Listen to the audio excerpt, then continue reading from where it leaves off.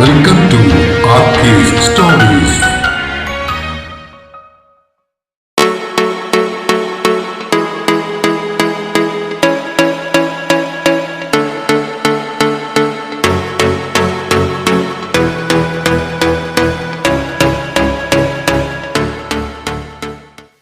പുതിയൊരു പ്രണയകഥ തുടങ്ങിയാണ് പ്രിയ പ്രണയിനി ഭാഗം 1.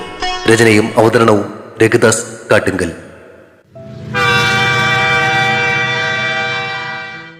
യാത്രയുടെ തുടക്കം കുറിച്ചുകൊണ്ട് ട്രെയിനിന്റെ ഹോൺ മുഴങ്ങി. ജനലരികിലെ സീറ്റിലിരിക്കുകയായിരുന്ന അമ്മ അസ്വസ്ഥതയുടെ നെറ്റി ചൊളിക്കുന്നത് കണ്ടു. പ്രായത്തെക്കാളേറെ അവശത ആ മുഖത്ത് നിഴലിക്കുന്നുണ്ടെന്ന് തോന്നി. മനസ്സിനുള്ളിലെ ആകുലതകൾ മറച്ചുവെക്കാൻ ശീലിച്ചിട്ടുള്ള ആ മുഖം ഇന്ന് പക്ഷേ ചെറിയ പ്രശ്നങ്ങളിൽ പോലും അസ്വസ്ഥമാകാറുണ്ട്. ദൂരെ യാത്രയ്ക്കുള്ള അമ്മയുടെ ബുദ്ധിമുട്ടുകൾ ഓർത്താണ് യാത്ര ട്രെയിനിലാക്കിയത്.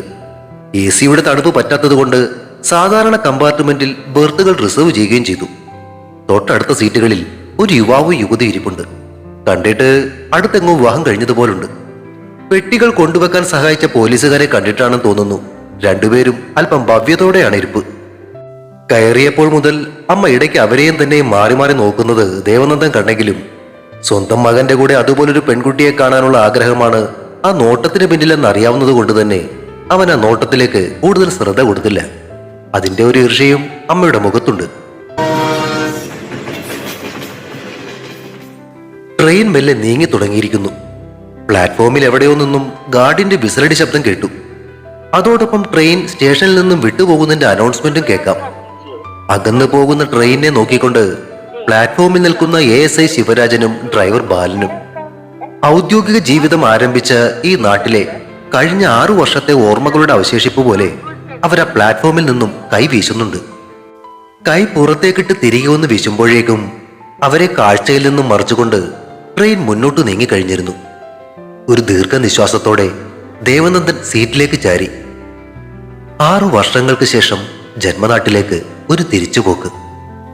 ജോലി ലഭിച്ച് നാടിനോടൊന്ന് യാത്രയും പറഞ്ഞ് പോരുമ്പോൾ ഇനി ഒരു തിരിച്ചുപോക്കുണ്ടാകില്ല എന്ന് ഉറപ്പിച്ചിരുന്നതാണ്. അറ്റുപോയ ബന്ധങ്ങളുടെ കാണാച്ചരടുകൾ ചേർത്തിണക്കാനുള്ള വിധിയുടെ പിൻവിളിയാണോ ഈ തിരിച്ചുപോക്ക്? കാലത്തെ എത്ര മണിക്ക് നമ്മൾ അവിടെ എത്തുന്നൂട്ടാ? ചോദ്യം കേട്ട് ദേവൻ മുഖം തിരിച്ച് അമ്മയെ നോക്കി. രാവിലെ ഏകദേശം ഒരു 6 മണിയോടെ നമ്മളവിടെ എത്തും. അമ്മ വേണമെന്ന് മയങ്ങിക്കോ. ഭക്ഷണം കഴിക്കാറാകുമ്പോ ഞാൻ വിളിക്കാം. ഇടത്താവളം പോലെ ജീവിച്ച നാട്ടിലെ കാഴ്ചകൾ ഒരിക്കൽ കൂടി കാണാനുള്ള വ്യഗ്രതയോടെ അമ്മ വീണ്ടും പുറത്തെ കാഴ്ചകളിലേക്ക് മുഖം തിരിച്ചു. ലക്ഷ്യസ്ഥാനത്തേക്കുള്ള ട്രെയിനിന്റെ പ്രയാണത്തിന് വേഗത കൂടിയിരിക്കുന്നു. ഓടിമറയുന്ന കാഴ്ചകൾ കാരണമില്ലാത്തൊരു ഭാരം നെഞ്ചിൽ നിറക്കുന്നുണ്ട്. സ്വന്തമെന്ന് കരുതി സ്നേഹിച്ചു തുടങ്ങിയ നാടിനോടുള്ള വിടപറച്ചിലാണോ അതോ തിരികെ ചെല്ലുന്ന നാട്ടിൽ കാത്തിരിക്കുന്ന ചിന്തകൾ അത്രത്തോളം എത്തിയപ്പോ ജീൻസിന്റെ പോക്കറ്റിൽ കിടന്ന് ഫോൺ റിങ് ചെയ്യാൻ തുടങ്ങി. ദേവനന്ദൻ പോക്കറ്റിൽ കൈയിട്ട് ഫോൺ പുറത്തേക്കെടുത്തു. അമ്മ മുഖം തിരിച്ചു നോക്കുന്നുണ്ട്. ആരാണെന്നുള്ള ചോദ്യം കണ്ണുകളിലും. നീലുവാണ്. അമ്മയ്ക്കുള്ള മറുപടി കൊടുത്തുകൊണ്ട് ദേവനന്ദൻ ഫോൺ ചെവിയിലേക്ക് ചേർത്തു. വണ്ടിയിൽ കയറി ഏട്ടാ? അവളുടെ ചോദ്യത്തോടൊപ്പം ഫോണിനു വേണ്ടി ബഹളം കൂട്ടുന്ന കിങ്ങണിയുടെ ശബ്ദവും കേട്ടു. വണ്ടി സ്റ്റേഷനിൽ നിന്നും എടുത്തു. നീ ഫോൺ അവൾക്ക് കൊടുത്തേ. കൊടുക്കാൻ ചേട്ടാ. ഓ, ഈ പെണ്ണിനെ കൊണ്ട് തോറ്റു. അവിടെ നിൽക്കടി, ഞാനൊന്ന് സംസാരിക്കട്ടെ. ഇങ്ങോട്ടുള്ള സംസാരത്തിനൊപ്പം അവിടെ അമ്മയും മോളും തമ്മിലുള്ള വടംവലിയും ഫോണിൽ കൂടി കേൾക്കാം. അവരുടെ ആ ബഹളം ദേവനന്ദന്റെ ചുണ്ടിൽ ഒരു ചിരി ഉണർത്തി. വരണ്ടുപോയ ജീവിതത്തിലെ സന്തോഷത്തിന്റെ ചെറുനാമ്പുകളാണ് കിങ്ങിണിയുടെ ആ ചിരിയും സംസാരങ്ങളും. അച്ഛനെ പോലെ തന്നെ അമ്മാവനും അവൾക്ക് പ്രിയപ്പെട്ടതാണ്. ഏട്ടനെയും അമ്മയും കഴിച്ചിട്ട് മതി പോലും പെണ്ണിനെന്നെ പ്രസവിച്ച് വളർത്തിയ ഞാനിപ്പോ പുറത്ത്. നീലുവിന്റെ സ്നേഹത്തിൽ കുതിർന്ന പരാതിയും അന്നേരം മേളിക്ക് കൈകൾ കുത്തി കിങ്ങിണിയുടെ ഒരു നോട്ടവും ഉണ്ട്. ദേവന്റെ മുഖത്തെ ചിരി കണ്ടിട്ടാവണം വിലാസിന്റെ അമ്മ ഫോണിനായി കൈനീട്ടി. അമ്മയുടെ കയ്യിലേക്ക് ഫോൺ കൊടുക്കുമ്പോഴും അങ്ങേ തലക്കൽ നിന്നും നീലുവും കിങ്ങിണിയും തമ്മിലുള്ള വാശിയുടെ ശകലങ്ങളിൽ ചിലത് കാതിലേക്ക് വീഴുന്നുണ്ടായിരുന്നു. ഫോണിൽ കൂടി അമ്മമ്മയും മകളും കൊച്ചുമക്കളും തമ്മിലായി പിന്നീടങ്ങോട്ടുള്ള സംസാരം. കണ്ണുകൾ മെല്ലെ അടച്ച് ദേവനന്ദൻ വീണ്ടും സീറ്റിലേക്ക് ചാരിക്കിടന്നു. ഇതൊക്കെ നിനക്ക് തന്നെ നിന്റെ ഏട്ടനോട് പറഞ്ഞൂടെ? എന്നെ ഏൽപ്പിക്കുന്നത് എന്തിനാ? അല്ലേലും ഞാൻ പറഞ്ഞാ കേൾക്കുന്ന ഒരുത്തൻ. അമ്മയുടെ പരിഭവം കേട്ട് ദേവനന്ദൻ കണ്ണുകൾ തുറന്നു. എന്താ അവളുടെ പരാതി? നാട്ടിൽ ചെന്നിട്ടേ പഴയതുപോലെ വേണ്ടാത്ത പ്രശ്നങ്ങളിലൊന്നും എടുത്ത് ചാടിയേക്കരുതെന്ന്. എന്നാ അതിനുള്ള സമാധാനം നീ തന്നെ അവളോടങ്ങ് പറഞ്ഞേക്ക്. ഫോൺ തിരികെ തരുന്നതിനിടയിൽ അമ്മയുടെ പിറുപിറുക്കൽ കേട്ട് ദേവൻ ചിരിച്ചു. ഫോൺ ചെവിയിലേക്ക് വെച്ചപ്പോൾ പക്ഷെ അങ്ങേ തലക്കൽ കിങ്ങിണിയായിരുന്നു. അവളുടെ കൊഞ്ചിക്കുഴയലുകൾക്ക് മറുപടി പറഞ്ഞിട്ട് നീലുവിനോടും അളിയനോടും കൂടി സംസാരിച്ചിട്ടാണ് ദേവനന്ദൻ ഫോൺ കട്ട് ചെയ്തത്. അവള് പറഞ്ഞത് കേട്ടല്ലോ. പണ്ടത്തെ സഖാവല്ല ഇപ്പോ അങ്ങോട്ട് പോകുന്നത്. അവിടുത്തെ സ്റ്റേഷനിലെ ഇൻസ്പെക്ടറാണ്. അത് ഓർമ്മ വേണം. ഓ, ഓർമ്മയുണ്ടമ്മേ. അത് മറ്റു ചിലരെ അറിയിക്കാൻ വേണ്ടിയിട്ട് കൂടിയാ ഈ തിരിച്ചുപോക്ക്. നന്ദൂട്ടാ, വിലാസിനി അമ്മയുടെ സ്വരം കടുത്തു. എന്താ നിന്റെ ഉദ്ദേശം? എനിക്കൊരു ഉദ്ദേശവുമില്ല. പക്ഷെ പ്രമോഷനോടുകൂടി നാട്ടിലേക്ക് എന്റെ ഈ സ്ഥലം മാറ്റം തരപ്പെടുത്തിയ വിശ്വൻ ഇന്ന് ആ പഴയ സഖാ വിശ്വൻ മാത്രമല്ല, ഈ നാടിന്റെ ആഭ്യന്തരമന്ത്രി കൂടിയാണെന്ന് അമ്മയ്ക്ക് അറിയാലോ. അവന് ചില ലക്ഷ്യങ്ങളുണ്ട്. അതിന് ഞാൻ അവന്റെ ഒപ്പം നിൽക്കുകയും ചെയ്യും. ഒടുവിൽ പറഞ്ഞ വാചകത്തിന്റെ കാഠിന്യം മനസ്സിലാക്കിയിട്ടും അമ്മ ഇരുന്ന് പെറുപിറുത്തു. ഈനാമ്പേച്ചിക്ക് മരപ്പട്ടി കൂട്ട്. എതിർവശത്തെ സീറ്റിൽ നിന്നും ആ പെൺകുട്ടിയുടെ അടക്കിപ്പിടിച്ച ചിരി ഉയർന്നു. കൂടെയുള്ള ചെറുപ്പക്കാരൻ അവളെ കണ്ണുകൾ കൊണ്ട് വിലക്കുന്നുണ്ട്. അവരെ നോക്കി കണ്ണൊന്ന് ചിമ്മിക്കാട്ടിയിട്ട് ഫോൺ തിരികെ പോക്കറ്റിലേക്ക് വെക്കാൻ തുടങ്ങുമ്പോഴാണ് വീണ്ടും അത് റിങ് ചെയ്തത്. സ്ക്രീനിൽ തെളിഞ്ഞ പേരിലേക്ക് നോക്കി ദേവനൊന്ന് ചിരിച്ചു. ആരാ നന്ദൂട്ടാ? പ്രതീക്ഷിച്ചതുപോലെ തന്നെ അമ്മയുടെ ചോദ്യം വന്നു. അമ്മ ഇപ്പോ പറഞ്ഞ ആ മരപ്പട്ടിയാ വിശ്വൻ. ഫോൺ വീണ്ടും ചെവിയിലേക്ക് വെക്കുന്നതിനിടയിൽ കൊടുത്ത മറുപടി കേട്ട് അമ്മ മുഖം ചുളിച്ചു. Welcome back to Kottankavu mister inspector. ഫോണിൽ കൂടി വിശ്വന്റെ അനുമോദനം. Thank you honourable home minister. അതേ നാണയത്തിലുള്ള മറുപടി കേട്ടിട്ടാവണം അങ്ങേപ്പുറത്ത് അല്പമൊന്ന് നിശബ്ദമായി. കൊറ്റങ്കാവ് ദേവീ ക്ഷേത്രത്തിനോട് ചേർന്നുള്ള കലിങ്കിന് മുകളിൽ പണ്ട് ചെലവഴിച്ച സായാഹ്നങ്ങൾ ഒരുപക്ഷെ അവന്റെ ഓർമ്മയിൽ കൂടിയും കടന്നു പോയിട്ടുണ്ടാകും. മിനിസ്റ്റർ വിശ്വൻ സഖാ വിശ്വനാഥനും ഇൻസ്പെക്ടർ ദേവനന്ദൻ ഓട്ടോ ഡ്രൈവർ ദേവനുമായിരുന്ന ആ പഴയ കാലം. ഒപ്പം ജീവിതത്തിന്റെ വഴിയിൽ എവിടെയോ കൈവിട്ടുപോയ ചില സൗഹൃദങ്ങളും. നീ നാളെ കാലത്ത് തന്നെ ചാർജ് എടുക്കില്ലേ?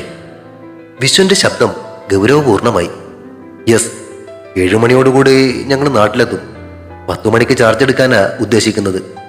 ഓക്കെ, ഞാൻ മറ്റന്നാൾ നാട്ടിൽ വരുന്നുണ്ട്. എന്താ ചെയ്യേണ്ടതെന്നുള്ളത് നമുക്ക് നേരിട്ട് സംസാരിക്കാം. ശരി, ഞാൻ പറഞ്ഞ കാര്യം. നാട്ടിലേക്ക് തിരികെ വരുന്നതിന് നീ അന്ന് പറഞ്ഞ ഡിമാൻഡ് ഞാൻ അന്നേ അംഗീകരിച്ചതല്ലേ ദേവ. അതുകൂടി പറയാനാ ഞാനിപ്പോ വിളിച്ചത്. ശ്രീഗൗരിയുടെ റിലീസിംഗ് ഓർഡർ ഇന്നലെ തന്നെ ജയിൽ സൂപ്രണ്ടിന് കിട്ടിയിരുന്നു. ഇന്ന് ഉച്ച കഴിഞ്ഞ് അവളെ റിലീസ് ചെയ്യുകയും ചെയ്തിട്ടുണ്ട്. ഉള്ളിലെ സന്തോഷം ദേവനന്ദന്റെ മൂളലിലുണ്ടായിരുന്നു. പുറത്തിറങ്ങിയിട്ട് അവൾ എങ്ങോട്ടാ പോയത്? വേറെ എങ്ങോട്ട് പോകാൻ?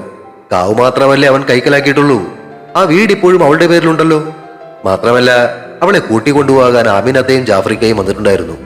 പിന്നെ അവള് പഠിപ്പിച്ചിരുന്ന കോളേജിലെ ലെക്ചർ ഉണ്ടല്ലോ സെബാസ്റ്റ്യൻ, അയാളും ഉണ്ടായിരുന്നു. എന്തായാലും നീ നാളെ നാട്ടിലെത്തുമ്പോ തൊട്ടടുത്ത ആര്യകത്ത് ശ്രീഗൗരി ഉണ്ടാകും. അതുപോലെ. താങ്ക് യു വിശ്വ. നന്ദിയോ പോടാ, നമ്മളെല്ലാം ഒരുമിച്ച് കളിച്ചു വളർന്നവരല്ലേടാ. നീ പറഞ്ഞില്ലെങ്കിലും അവളുടെ കാര്യം ഞാൻ നോക്കാതിരിക്കൂ. എന്താണെന്ന് സംഭവിച്ചതെന്ന് നമ്മൾ ഏർപ്പാട് ചെയ്ത വക്കീലിനോട് പോലും അവൾ പറഞ്ഞില്ലെങ്കിലും നമുക്കറിയാലോ അവളെ. ശരി, നീ നാട്ടിലെത്തിട്ട് വിളിക്ക്. ഇനി നമുക്ക് അവിടെ വെച്ച് കാണാം. ഓക്കെ വിശ്വ. അങ്ങേ തലക്കൽ ഫോൺ ഡിസ്കണക്ട് ആയി. അവനെന്താ പറഞ്ഞത്? അമ്മയുടെ ആകാംക്ഷ ചോദ്യമായിട്ടെത്തി. മറ്റന്നാൾ നാട്ടിൽ വരുന്നുണ്ട്, അപ്പോ കാണാമെന്ന്. ആരാ പുറത്തിറങ്ങിയെന്ന് പറഞ്ഞത്? അമ്മ ഫോണിലെ സംസാരം ശ്രദ്ധിക്കുകയായിരുന്നുവെന്ന് ദേവന് മനസ്സിലായി. ശ്രീഗൗരി. ആ പേര് അമ്മയുടെ നെറ്റിയിൽ ചുളിവുകൾ വീഴ്ത്തുന്നത് അവൻ കൗതുകത്തോടെ നോക്കി. അവള് പുറത്തിറങ്ങിയോ? പരോളാന്നോ?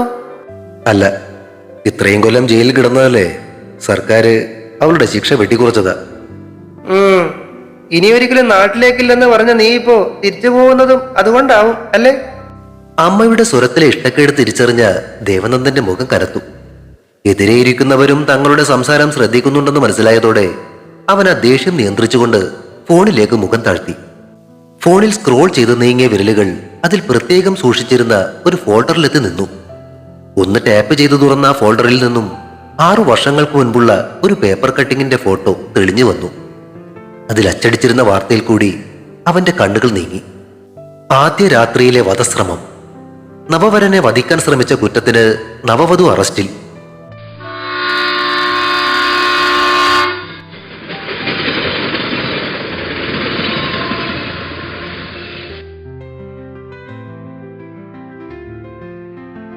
ഗേറ്റിന് മുന്നിൽ നിർത്തിയ കാറിൽ നിന്നും ഇറങ്ങി സെബാസ്റ്റ്യൻ സാർ ഗേറ്റ് തുറക്കുന്നത് നോക്കി ശ്രീഗൗരി കാറിന്റെ പിൻസീറ്റിലിരുന്നു.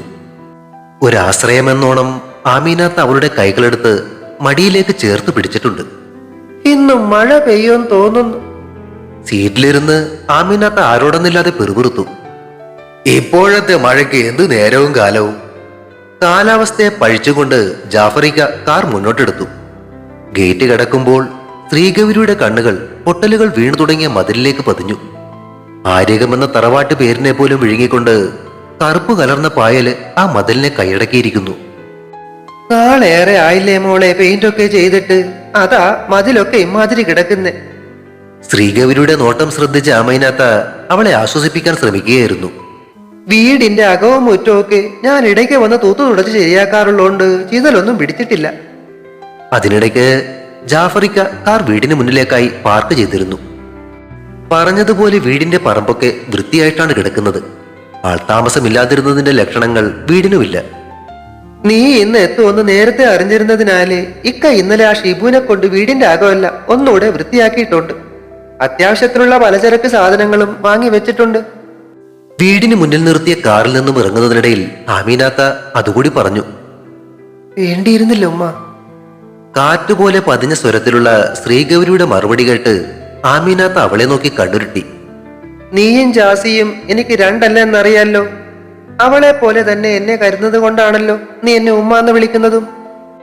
കരുതലിന്റെ സ്നേഹം നിറഞ്ഞ ആ വാക്കുകൾക്ക് മറുപടിയില്ലാതെ ശ്രീഗൗരി വീടിന് നേർക്ക് നോക്കി. താക്കോൽ ഉപയോഗിച്ച് ജാസിയുടെ ഉപ്പ വീടിന്റെ കതക് തുറക്കാനുള്ള ശ്രമത്തിലാണ്. കൂട്ടത്തിൽ സെബാസ്റ്റ്യൻ സാറും ഉണ്ട്. വരാന്തയുടെ അങ്ങേയറ്റത്ത് ആരെയോ പ്രതീക്ഷിച്ചെന്ന പോലെ ഇരിക്കുന്ന ആ പഴയ സ്റ്റൂൾ കണ്ടപ്പോ ഗൗരിയുടെ ഉള്ളിൽ എവിടെയോ ഒരു തേങ്ങൽ വീണുടഞ്ഞു. പുള്ളിക്കുത്തുള്ള ബ്ലൗസും വെള്ളമുണ്ടും എടുത്തുകൊണ്ട് അമ്മമ്മ ആ സ്റ്റൂളിന് മുകളിലിരുന്ന് പല്ലില്ലാത്ത മോണ കാട്ടിച്ചിരിക്കുന്നു. ഗൗരി ഒന്ന് തല കുടഞ്ഞു. ഒഴിഞ്ഞു വീണ ഓർമ്മകൾക്കൊപ്പം അമ്മമ്മയുടെ രൂപം മറഞ്ഞുപോയി. ഒരു ബാക്കി പത്രം പോലെ ദ്രവിച്ച് തീരാറായ ആ സ്റ്റൂൾ മാത്രം വരാന്തയിൽ അവശേഷിച്ചു. ഒരു ദീർഘനിശ്വാസത്തോടെയാണ് ശ്രീഗൗരി പടികളിലേക്ക് കാലെടുത്ത് വെച്ചത്. ആ വരവിന് കാത്തു നിന്നിരുന്നത് പോലെ പടിഞ്ഞാറ് നിന്നും ഒരു ചെണ്ടമേളത്തിന്റെ ശീലുകൾ അന്തരീക്ഷത്തിലൂടെ അവളുടെ കാതുകളിലേക്ക് എത്തി. ഇനി അതും ഒരു തോന്നലായിരിക്കുമോ? ശ്രീഗൗരി കാതോർത്തു.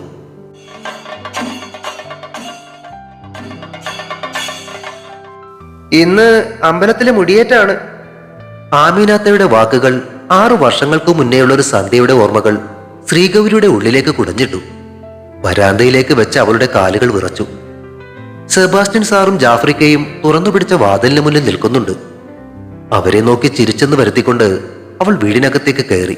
കൂടെ ആമീനാത്തയും. ആ കോളേജിലെ ജോലി ഇനി നമ്മൾ പ്രതീക്ഷിച്ചിട്ട് കാര്യമില്ലല്ലേ?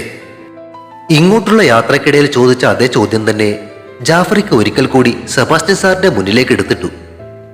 കസേരയിലേക്ക് ഇരിക്കുന്നതിനിടയിൽ സെബാസ്റ്റ്യൻ സാർ സഹതാപത്തോടെ ശ്രീഗൗരി ഒന്ന് നോക്കിയിട്ട് വിലങ്ങനെ തലയാട്ടി. ഇല്ലിക്ക, അതിനി കിട്ടില്ല. പ്രൈവറ്റ് കോളേജല്ലേ, കോടതി ശിക്ഷിച്ച ഒരാളെ ഇനി അവർ തിരിച്ചെടുക്കില്ല. സാരയില്ല, ഉള്ള വിഷമിക്കണ്ട, ജോലിയൊക്കെ നമുക്ക് ശരിയാക്കാന്നേ. അകത്തെ മുറിയിലേക്കുള്ള വാതിലിൽ ചാരി നിന്ന് ശ്രീഗൗരി വെറുതെ ചിരിച്ചു. എന്തായാലും ഇവിടെ തന്നെ താമസിക്കാനാണല്ലോ എന്റെ തീരുമാനം. ഇവിടെ അല്ലാതെ ഞാൻ വേറെ എങ്ങോട്ട് പോകാനേക്കാ? തൽക്കാലം ചിലവിനൊക്കെയുള്ള കാശ് ബാങ്കിൽ കിടപ്പുണ്ട്. അത് മതി. എന്താവശ്യം ഉണ്ടെങ്കിലും ഉള്ള പറയാൻ മടിക്കണ്ട. എന്നാലും ഞാൻ ഓർക്കുന്നത് അതല്ല. സ്വന്തം ആങ്ങളിയുടെ മോളല്ലേ ഇവള്. ഇന്ന് ആ ജയിലിൽ നിന്ന് വിടുന്നതെന്ന് അറിഞ്ഞിട്ട് പോലും ആ ഗിരിജൻ ചേട്ടനോ കല്യാണിയോ ഒന്ന് ഇത്രയിടം വരെ വന്നോ? ആമീനാത്തയുടെ പരിദേവനം ഗൗരിയിൽ ഭാവമാറ്റങ്ങളൊന്നും സൃഷ്ടിച്ചില്ല. അച്ഛനും അമ്മയൊക്കെ ഉണ്ടായിരുന്ന കാലത്ത് തന്നെ വല്യച്ഛനും അപ്പച്ചും ഉപേക്ഷിച്ചതല്ലേ ഉമ്മ ഈ ബന്ധം? എന്നാലും കൊള്ള ആൾക്കാര്. ആമീനാത്ത താടിക്ക് കൈയും വെച്ച് സങ്കടത്തോടെ ഗൗരിയെ നോക്കി. ആമീന, ഈ ജിങ്ങിനെ പയ്യാരം പറഞ്ഞിരിക്കാണ്ട് ഓൾക്ക് രാത്രിയിലേക്ക് കഴിക്കാനുള്ളത് എന്താന്ന് വെച്ചാ വെച്ചുണ്ടാക്കാൻ നോക്ക്. സംസാരത്തിനിടയ്ക്ക് ഇടയ്ക്കൊക്കെ ജാഫറിക്കയ്ക്ക് മലപ്പുറത്തെ ഭാഷ വരും. ചോറൊക്കെ കാലത്ത് തന്നെ കാലാക്കി വെച്ചിട്ടാ ഞാൻ നിങ്ങളോടൊപ്പം പോകുന്നത്. ഇനി ആ കായ ഒന്ന് മെഴുക്ക് വരട്ടിയൊക്കെ എടുക്കേ വേണ്ടു. പിന്നെ 2-3 പപ്പടവും കാച്ചണം. അതുപോലെ മോളെ എനക്ക്. അതൊക്കെ ഇനി ഞാൻ ചെയ്തോളാം ഉമ്മ. അവളുടെ മറുപടി കേൾക്കാത്ത മട്ടിൽ ആമീനാത്ത അടുക്കളയിലേക്ക് കയറിപ്പോയി. ഗൗരിക്ക് ഇവിടെ ഒറ്റക്ക് നിൽക്കാൻ പേടിയുണ്ടോ? ആമിനാത്തയുടെ പിന്നാലെ അടുക്കളയിലേക്ക് പോകാൻ തുടങ്ങുമ്പോഴായിരുന്നു സെബാസ്റ്റ്യൻ സാറിന്റെ ചോദ്യം. ഗൗരി തിരിഞ്ഞു നിന്നിട്ട് ചിരിച്ചു. അങ്ങനെ പേടിച്ച ജീവിക്കാൻ പറ്റുമോ സാറേ? ഒന്നുമില്ലെങ്കിലും ഇത്രയും നാൾ ഞാനൊരു ജയിൽ പുള്ളിയായിരുന്നല്ലോ. അതിന്റെ ഒരു ധൈര്യം ഉണ്ടെന്ന് കൂട്ടിക്കോ. ശ്രീനിലയത്തുകാരെന്തേലും പ്രശ്നം ഉണ്ടാക്കാൻ വരുമെന്നാ പുള്ളേ എനിക്ക് പേടി. വിരോധം മനസ്സിൽ സൂക്ഷിക്കുന്നോനാ ആ സജീവൻ. ജാഫ്രിക്കയുടെ മുഖത്ത് ആശങ്ക ഉരുണ്ടുകൂടി നിന്നു. അയാള് വേറെ വിവാഹമൊക്കെ കഴിച്ചില്ലേക്കാ? ജാഫ്രിക്കയുടെ അഭിപ്രായത്തെ നിസ്സാരവൽക്കരിച്ചുകൊണ്ട് സെബാസ്റ്റ്യൻ സാർ തുടർന്നു. മാത്രമല്ല, ഗൗരിക്ക് പരമാവധി ശിക്ഷ വാങ്ങിക്കൊടുക്കാൻ പബ്ലിക് പ്രോസിക്യൂട്ടറെ സഹായിക്കാൻ വേറെ വക്കീലിനെ വെക്കുകയും ചെയ്തു വന്നു. പോരാത്തതിന് ഗൗരിയുടെ പേരിലുണ്ടായിരുന്ന കാവ് സ്വന്തമാക്കി. ഇതിൽ കൂടുതൽ എന്ത് ദ്രോഹിക്കാൻ? കാവ് സ്വന്തമാക്കിയത് എന്തിനാണെന്നൊക്കെ നാട്ടുകാർക്ക് അറിയാം. പക്ഷെ ഇന്നേ വരെ അതിനകത്തേക്ക് കയറാനുള്ള ധൈര്യം ഉണ്ടായിട്ടില്ല. ഓനൊന്നും കയറുകയില്ല. ആരകത്തെ കാരണവർക്ക് പണ്ട് സംഭവിച്ചത് എന്തൊക്കെയാണെന്ന് അവർക്കും അറിവുള്ളതാണല്ലോ. എന്തായാലും നമ്മുടെ വിശ്വൻ ഇപ്പോ മന്ത്രി ആയതുകൊണ്ട് ശിക്ഷ ഇത്രയെങ്കിലും കുറക്കാൻ പറ്റിയത് തന്നെ ഭാഗ്യം. അവരുടെ ആ സംഭാഷണത്തിൽ താല്പര്യമില്ലാതെന്നോണം ഗൗരി തിരിഞ്ഞു നടക്കാൻ തുടങ്ങുകയായിരുന്നു. അന്ന് രാത്രി എന്താ ഉള്ളേ ശരിക്കും സംഭവിച്ചത്? കാര്യം ശ്രീനിലയത്തുകാരെ ആൾക്കാരത്ര ശരിയല്ലേലും വിവാഹം കഴിഞ്ഞ അന്ന് തന്നെ നീ സജീവനെ കൊല്ലാൻ ശ്രമിച്ചു എന്നൊക്കെ കേട്ടിട്ട് ഞങ്ങൾക്കാർക്കും ഇപ്പോഴും വിശ്വസിക്കാൻ പറ്റിയിട്ടില്ല. അത് ഞാൻ ചെയ്തു തന്നെയാണിക്ക. കൊല്ലാൻ വേണ്ടി തന്നെയായിരുന്നു. പക്ഷെ ആയുസിന്റെ ബലം കൊണ്ട് അവൻ രക്ഷപ്പെട്ടു. ഗൗരിയുടെ മുഖത്തെ കാഠിന്യം അവർ നിശബ്ദരാക്കി. പോട്ടെ, കഴിഞ്ഞതൊക്കെ കഴിഞ്ഞു. ജാഫറിക്ക ആ സംസാരം അവസാനിപ്പിക്കാൻ ശ്രമിച്ചു. എന്നാ ഞാൻ ഇറങ്ങട്ടെ. അതോടെ സെബാസ്റ്റ്യൻ സാർ എഴുന്നേറ്റു. നിങ്ങൾ അവിടെ ഇരിക്കു സാറേ, മഴ ഇപ്പൊ പെയ്യും. പോകും വഴി ഞമ്മള് വീട്ടിലേക്കാക്കാം. ഓ വേണ്ടിക്ക, കൂടെയുണ്ടല്ലോ. ഇവിടെ നിന്ന് നടന്നു പോകുന്ന ദൂരമല്ലേ ഉള്ളൂ. സെബാസ്റ്റ്യൻ സാറിനെ യാത്രയാക്കാൻ ജാഫ്രിക്കയോടൊപ്പം ഗൗരിയും വരാന്തയിലേക്ക് ഇറങ്ങി. ഉള്ളേ, പടികളിറങ്ങി നടന്നു പോവുകയായിരുന്ന സെബാസ്റ്റ്യൻ സാറിനെ നോക്കി നിൽക്കുകയായിരുന്ന ഗൗരി ജാഫറിക്ക വിളിച്ചത് കേട്ട് തിരിഞ്ഞു നോക്കി. നമ്മുടെ ദേവൻ തിരിച്ചു വരണുണ്ട്. പുറത്തേക്ക് നോക്കിക്കൊണ്ടായിരുന്നു ജാഫറിക്ക അത് പറഞ്ഞത്. മനസ്സിനുള്ളിലെ തിരതള്ളലിൽ ശ്രീഗൗരിയുടെ ശരീരത്തിന് ബലം നഷ്ടപ്പെട്ടു. ഒരു താങ്ങിനെന്നോണം അവൾ വാതിൽപ്പടിയിലേക്ക് ചാരി. പഴയ സഖാവായിട്ടല്ല, ഇവിടുത്തെ സ്റ്റേഷനിലെ SHO ആയിട്ടാ ഓൻ വരുന്നത്. ഇനി അങ്ങോട്ട് ഈ കൊറ്റൻകാവിലെ ചിലതൊക്കെ നടക്കുമെന്ന് എന്റെ മനസ്സ് പറയുന്നു. ദാരിക നിഗ്രഹത്തിനായി കാളിയുടെ വരവറിയിച്ചും കൊണ്ടുള്ള ചെണ്ടമേളത്തിന്റെ അലകളിൽ ജാഫറിക്കയുടെ ശബ്ദം ഇഴുകിച്ചേർന്നു. ഉരുണ്ടുകൂടിയ കാർമേഘങ്ങൾ അപ്പോൾ പെയ്യാൻ തുടങ്ങിയിരുന്നു. അതിന്റെ പ്രതിഫലനം ഗൗരിയുടെ കണ്ണുകളിലും തിളങ്ങി. തുടരും. പ്രിയ പ്രണയിനെ അടുത്ത ഭാഗം ഉടൻ പ്രതീക്ഷിക്കുക. സബ്സ്ക്രൈബ് ചെയ്യാത്തവരുണ്ടെങ്കിൽ ദയവായി സബ്സ്ക്രൈബ് ചെയ്ത് സപ്പോർട്ട് ചെയ്യണേ. കഥയ്ക്ക് അഭിപ്രായങ്ങളും ലൈക്കുകളും ഹൈപ്പും ഒക്കെ നൽകുന്നതിനോടൊപ്പം തന്നെ ഈ കഥയുടെ ലിങ്ക് എല്ലാവർക്കും ഒന്ന് ഷെയർ ചെയ്തുകൂടി കൊടുത്തേക്കണേ. Thank U.